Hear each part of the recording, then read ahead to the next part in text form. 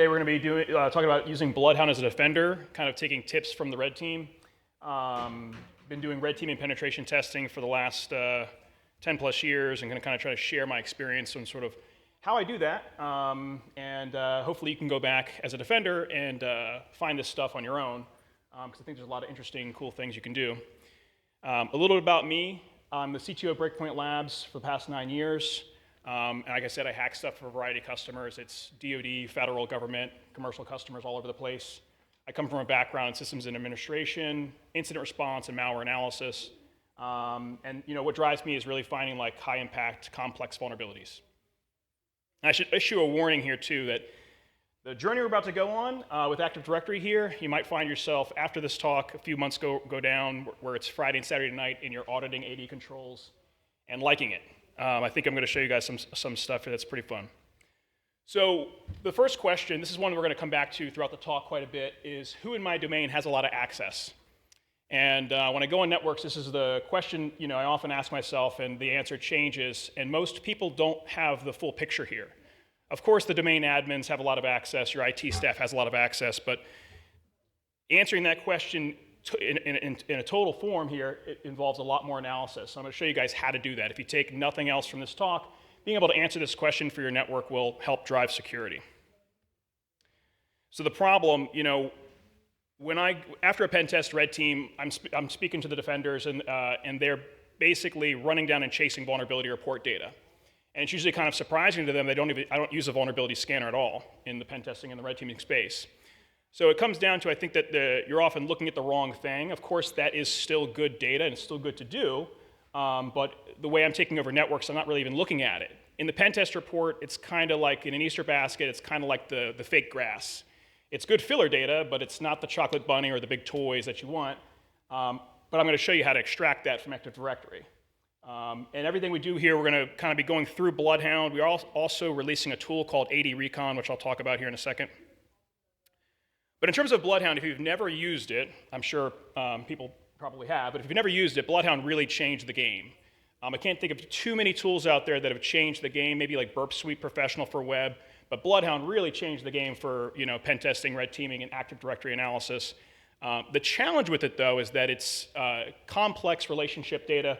Looking at Active Directory, as you can see here, that is a pretty crazy map, and if you're new, you're like, I don't even know where to start. So it can be challenging to go through the data, but it is an extremely powerful tool, and hopefully, at the end of this talk, you'll have some ideas on what to do. For the most part, you're going to use BloodHound in the GUI, but there is also a Neo4j interface for the database, and Cypher-Shell, which is a Java-based Neo4j command line tool you can use. And as you get stronger with your skills in analysis, you'll probably find yourself doing a lot of custom queries in Neo4j.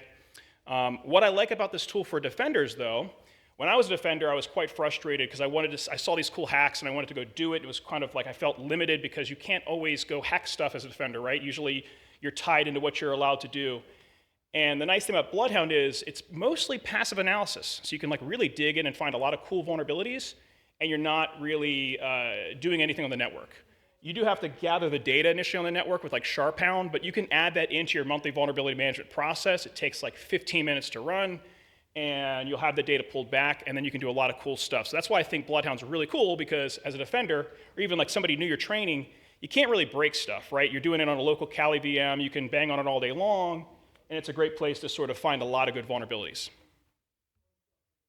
This is the interface. If you've never seen it, it's a strong graphical view, and that node info tab there towards the bottom, the outbound object control and inbound control rights are some of the most important component of it. If you're looking at BloodHound, those are the most important areas to focus on, and I'll explain why as we get through the slides. So Ad-recon, this was a tool that a colleague, and Luke Hudson, and I wrote over mostly the Christmas break. It automates our analysis. Everything I show you today is going to be extractable with Ad-recon. So you're going to run it, and it's going to give you that data that you can dig into it and figure out if it's a vulnerability in your environment. We released it this morning for this talk, right? So it's right on GitHub, and you can pip install the requirements, pull it down, and good to go.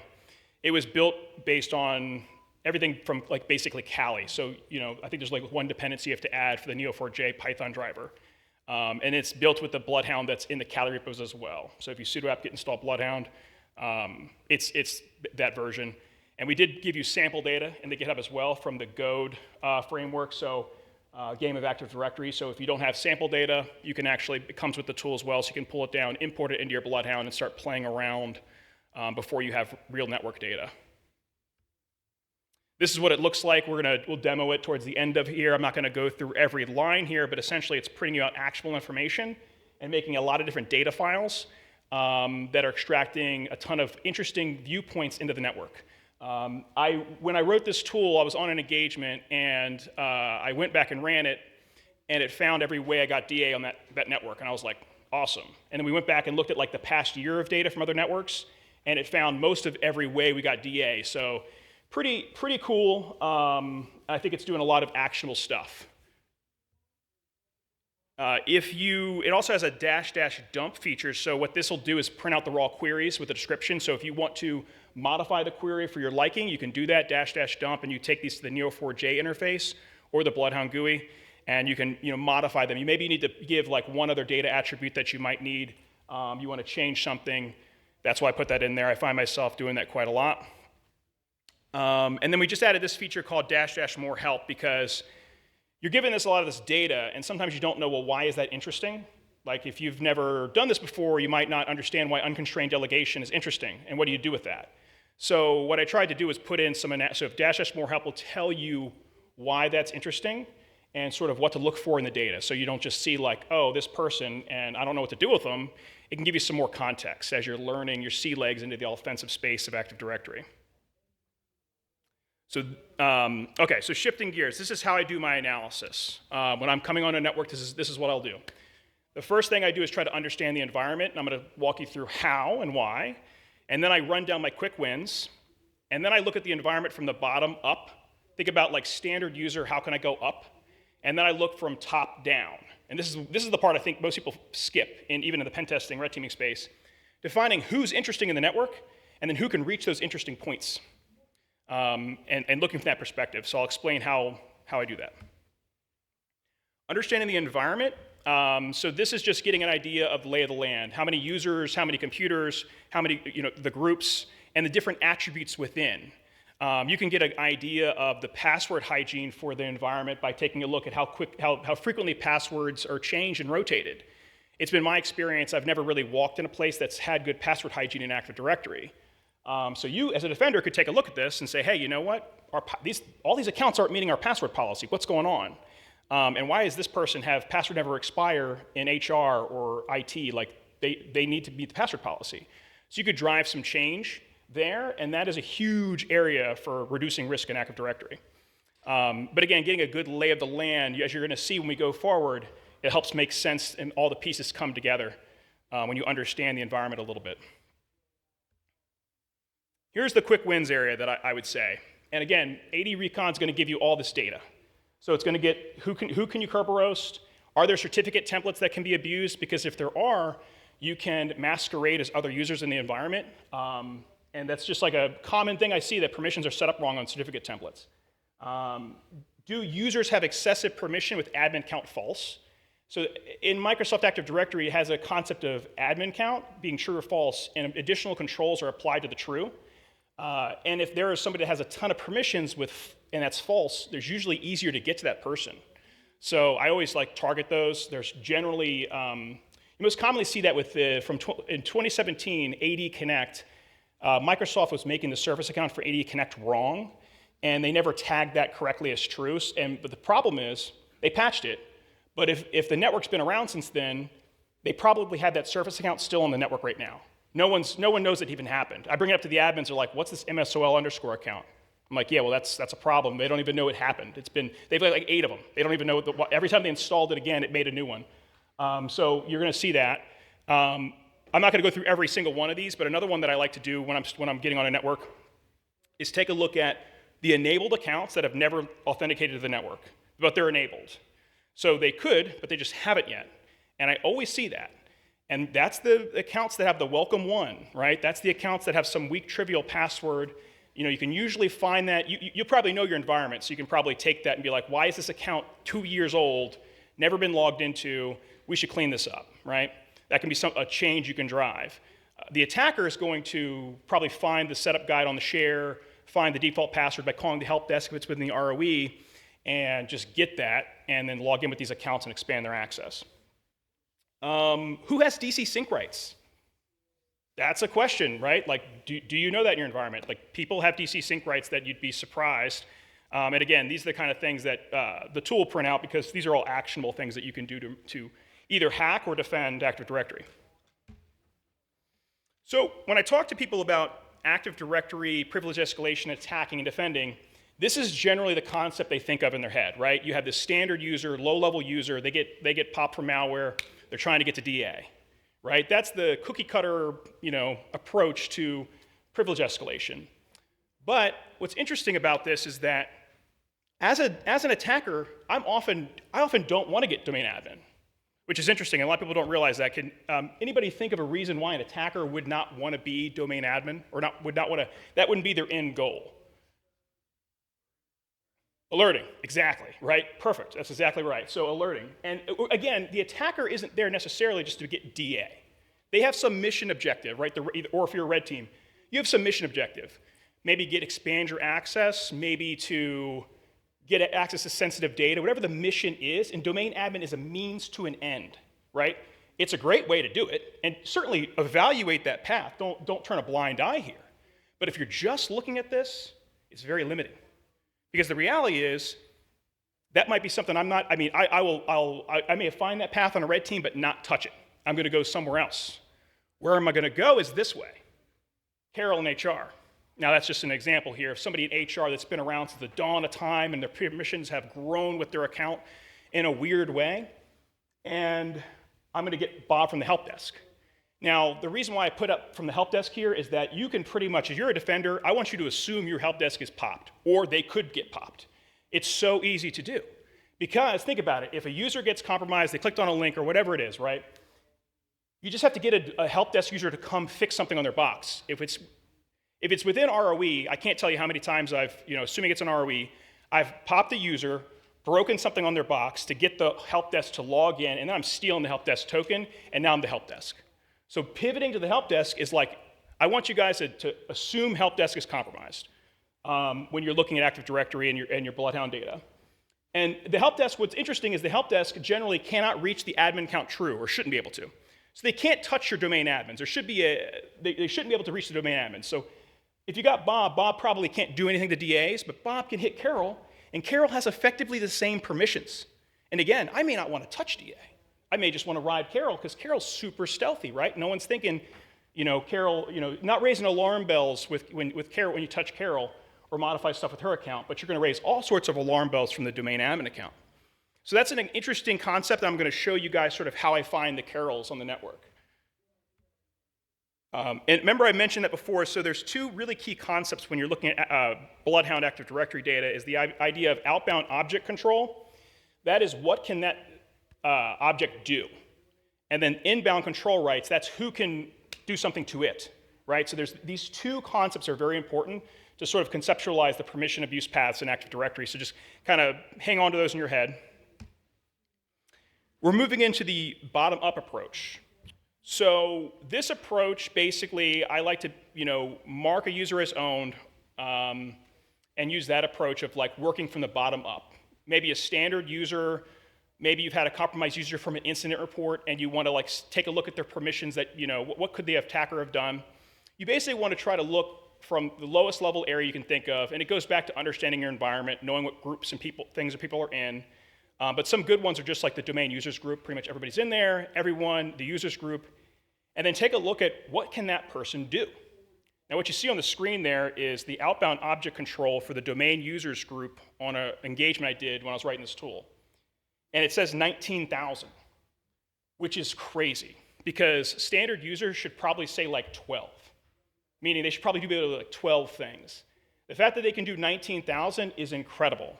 And I already know off the bat, there's a huge problem here. If that number is even 100, there's a problem. If that's 1,000, huge problem. 19,000, that means they have full domain control. That's what that means. So it's crazy. Now it's going to understand, you click on that and you understand, well, what does that mean? Well, here's what that means. In this environment, the domain users for BSidesCharm of domain was in a nested group down to the pre-Windows 2000 compatible access group that had a generic all to a domain trust, Breakpoint Labs domain. And this is, all these examples are pulled from real engagements. So I didn't like make these up. These are just real engagements. I just changed the names of the domains. But that's pretty bad. That means anybody in the BSidesCharm domain is effectively a domain admin for the Breakpoint Labs domain, and they can do anything. So what I did in this engagement was again, back to understanding the environment, I looked at the surface accounts in both the environments because they didn't match the usernames. The parent, the BSidesCharm domain, was doing something stealthy, and like I found out they're using their employee ID. I didn't know this at the time as the username, but the Breakpoint Labs domain was using their real name. So I couldn't match them up yet at this point in the engagement, but I did match up. They had a service account in both places that were DA, same service account. So I used Mimikatz. I grabbed the password of that service account from the Breakpoint Labs domain, and I replayed it. It didn't work. So I was sitting there like, man, it didn't work. That's a bummer, right? That's a bummer. Well, then I thought to myself, okay, they changed that password 11 months ago. Let me go ahead and try the old password. So I grabbed the old password from Mimikatz because you could get the password history, and tried the old password, and it worked. So I'm banging on the desk. I mean, it was like, I think it was 11:38. I told my wife I was going to be done work at 10, and that did not happen. But that's the moment I live for, right? That banging on the desk moment where we got DA, and I'm about to spill Active Directory guts to my screen and with DC sync and secrets dump and basically start cracking hashes. This was a pen test, so OPSEC out the window. I don't really care about it. You know, what I'm describing here is not something I would have done on a red team because it would have gotten me caught. On a pen test, it's like, whatever, you can be a cowboy as long as you're not going to break stuff. You're not so worried about detection. But that's a key example, and that was literally just from, it took a few seconds to find that because of the domain user permission issue. And again, bottom up. This is the cookie cutter way. So if you've used BloodHound, this is probably what you've done. It's the cookie cutter approach, right? Mark a user, an object is owned, right? It could be a computer, whatever, and find me shortest path to domain admins from owned principals. This is good.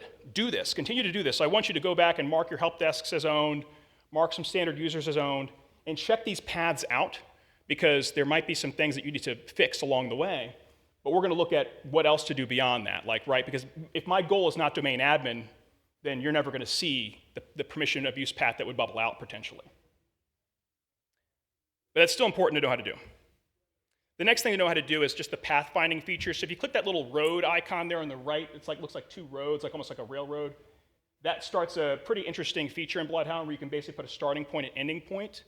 These can be anything. Like, so I want to see how this user can get to this computer, and it can tell you if there's a path. That's useful for your analysis. I don't find myself using it a ton, but it is useful. So now we're going to move into the top-down approach, which frankly I think is more interesting. And it's something that I think most people, what I've talked to, don't do. So the top-down approach is where you're really going to take a look at who has interesting permissions in the network, and then who can reach them, right? And the first challenge here is answer that question we asked in the beginning of the talk, which was, who has the most access in my network, right? And I find that most people don't really know the full story there. Of course, yes, domain admins, IT, yes, but again, the example I gave with Carol, I probably had no idea. So how do you find Carol? We're gonna show you how to find Carol. And then once you define who has interesting permissions, then you're going to look at the inbound control rights, which is who can reach them, right?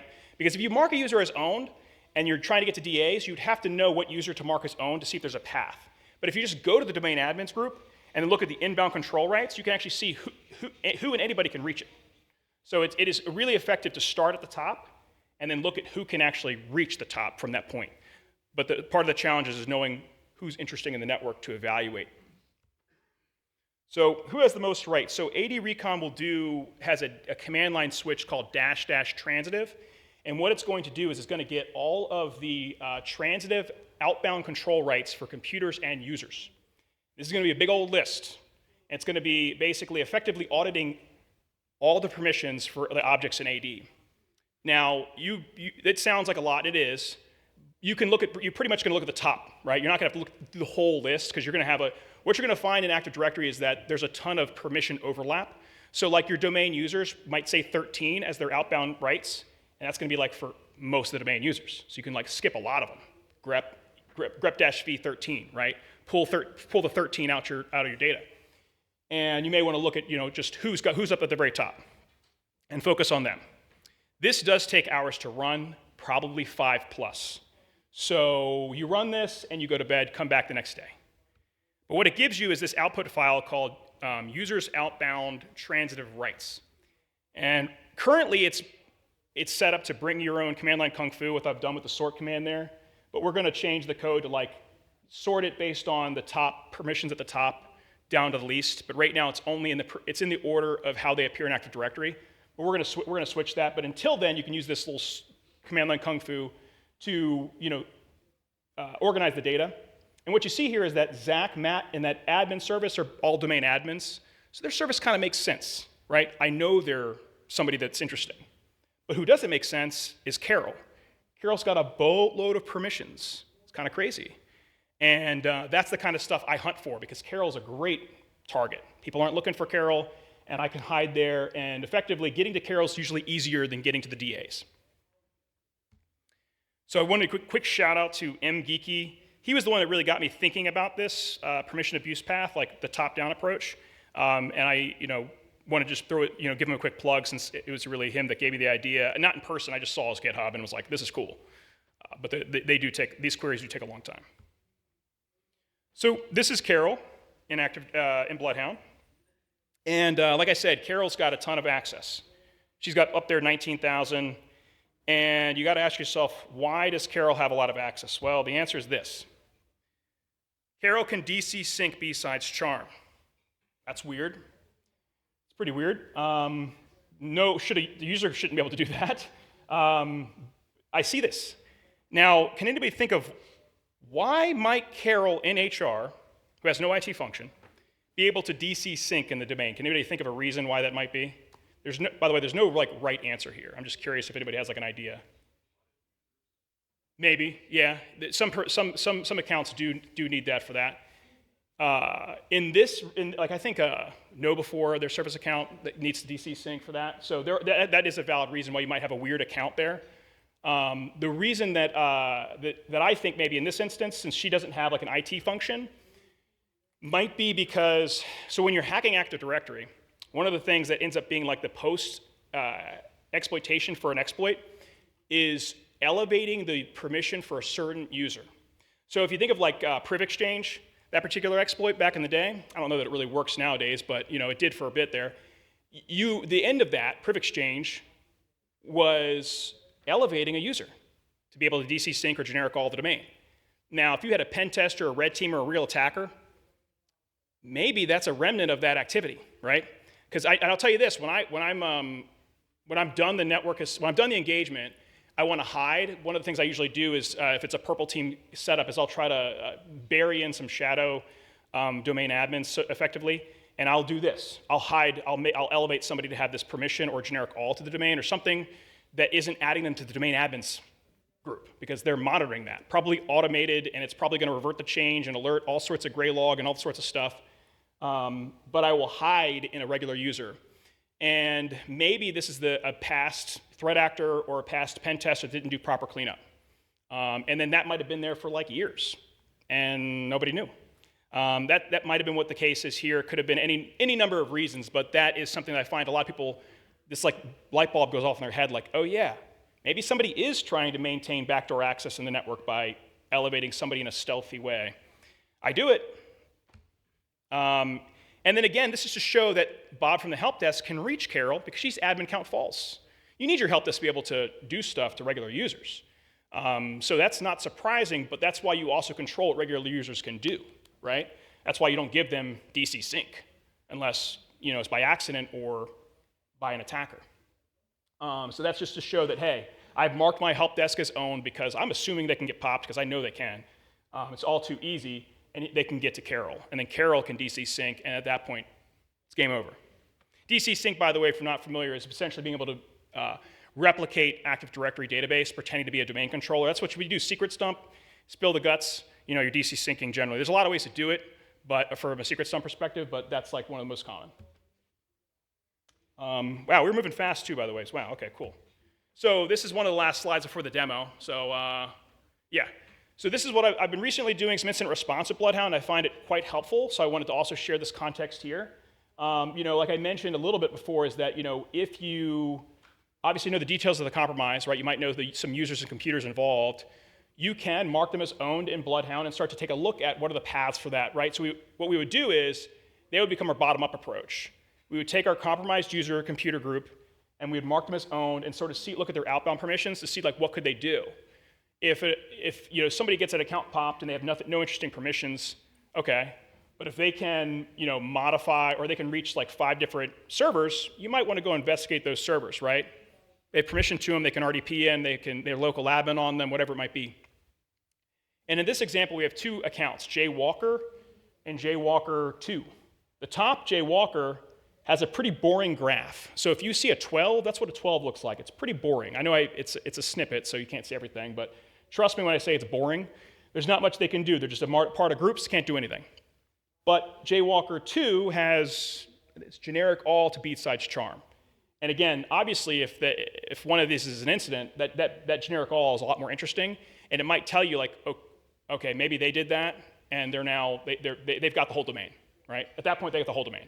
So it could be interesting and helpful context to the data. I use that on my customers that call me up for an incident response before I involve my incident response team. I'll say, oh, let me look at your BloodHound data real quick, and I kind of help them triage it while we're getting the incident response team in play if I already have their data. I'm not going to run BloodHound in the middle of an IR, but I usually have their data. And I find that quite helpful. So if you add gathering BloodHound to your vulnerability management process and you're already sitting on some BloodHound data, it could be helpful. Okay, so I'm going to show you guys Ad-recon real quick. Log into, okay. So it's just a Python script you run. And again, you can pull it down from get and pip install the requirements, and you run it. And it's that fast, 0.23 seconds. And it gives you all this data to run through. It tells you if you do have any, who you may have marked as owned in the database and who you have. So this does require you to have BloodHound already set up, right? Import data over. And this is just doing the analysis of that BloodHound data. And it's giving you a ton of different files to look at. So you have some session data, which is very interesting. Sessions are hugely important for Privesk. Vulnerable certs, like I mentioned before. Who has admin count false but has interesting permissions, right? Like that DC sync. Like this would have pulled out Carol in this example because she can DC sync and her admin count was false. So you can investigate those. What I can almost guarantee you're going to see when you do this at your network is you're going to see your AD sync accounts. If your network's been around since 2017, I'd be shocked if it's cleaned up unless you pointed it out to them. The admins didn't clean it up, I'll tell you that. You can see who's Kerberoastable. You want to investigate those. Make sure those are like using Microsoft's managed service account passwords, and it's not just like a password never changing password. That's like that kind of thing. Let me see. Who owns computers? Who RDP rights for servers? Unconstrained delegation.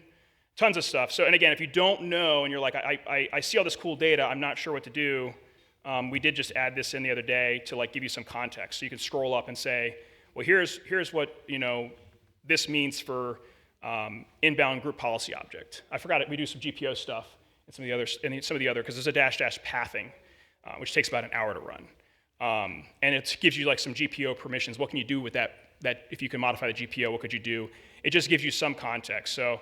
And then again, if you want to do the queries yourself, --dump, print out the queries for you, and then you can take these to Neo4j. What you'll probably want to do is like modify it. Maybe it's returning the object ID, but you want to return, the description or something, right? Some other attribute for that data. You can just, modify the query slightly. You can also reverse engineer the query to teach you how to do your own queries, which is really important as you grow your analysis skills. That's why I find myself doing it all the time. I'll just do --dump, grab the query, go to Neo4j, and go from there for doing my analysis. And that's it. I talk fast, so I think I maybe flew through it. Yeah, that's, thanks for coming to the talk, guys. And obviously, if there's any questions, let me know. I don't know if I want to open the floor for questions. That's pretty ballsy. But if you want to ask some questions, I can try. Oh, God, no, that's my developer, Luke. Yeah.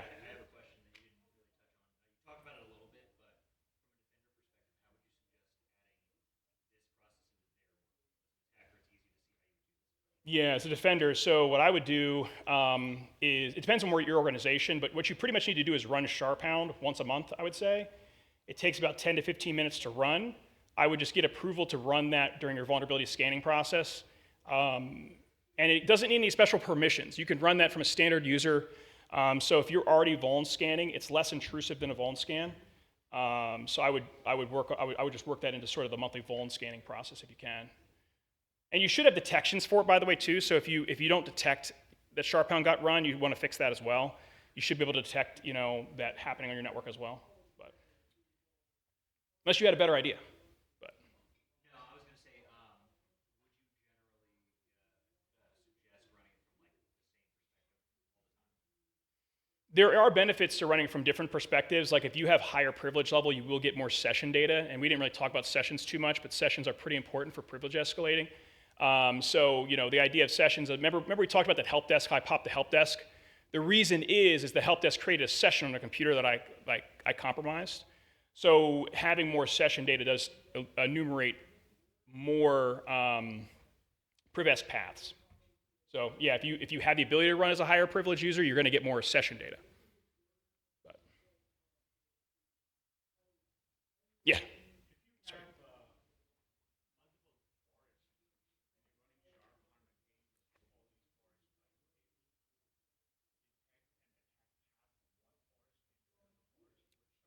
Yeah, you can. When you run SharpHound, you can give it a -D to tell you the domain. So if you could put the data into both. You'd grab the data from all of them and dump it into BloodHound, and it can map the permissions if there's a domain trust and permission abuse. Like I showed in that one slide, how BSidesCharm domain users had a generic all to Breakpoint Labs. That'd be that kind of thing where you've had domain trust set up. It will map them if you'll probably have to run BloodHound -D for BSidesCharm and then -D for Breakpoint Labs. Like you'll run them for each for us, yeah. I think you were next, at least I saw. Yeah, it's in an output directory. So if we scroll up here, oh, actually I can just show you.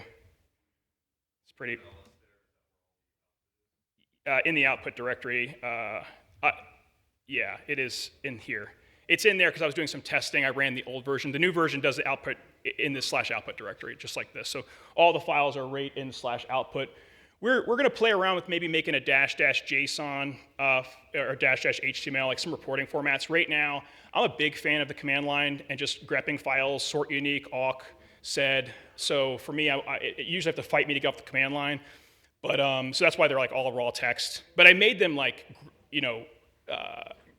grep friendly and analysis friendly, right? They're all predictable fields. So you can do some summarization and stuff in them. Yeah.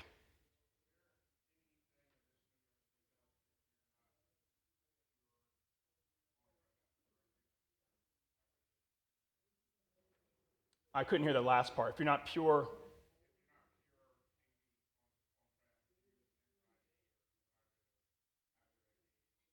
Yeah, so there is Azure Hound, right? So a lot of this stuff now, so you can run Azure Hound, and oftentimes even if yeah, it's crazy. There's a lot of data you can get from Azure Hound, and so right now I don't do anything with Azure Hound, but that is going to be something I'll add to the tool, probably next. That'd be a really make the most sense. But yeah, there is Azure Hound, and you can still see all these relationships. Like what I showed you in here, conceptually, still applies with Azure Hound. They're different, they're called different things, the relationships, but you can still use the same rights analysis. It would all apply in Azure as well. Right now, it doesn't have the data sets in there, but I'll work on getting that. It'll probably be a couple weeks. Yeah, it would work. He's making a point. It would work. It just doesn't have the queries built to extract the relevant data for you. It's not going to error. You will see some stuff, but it's not going to give you the juice you want.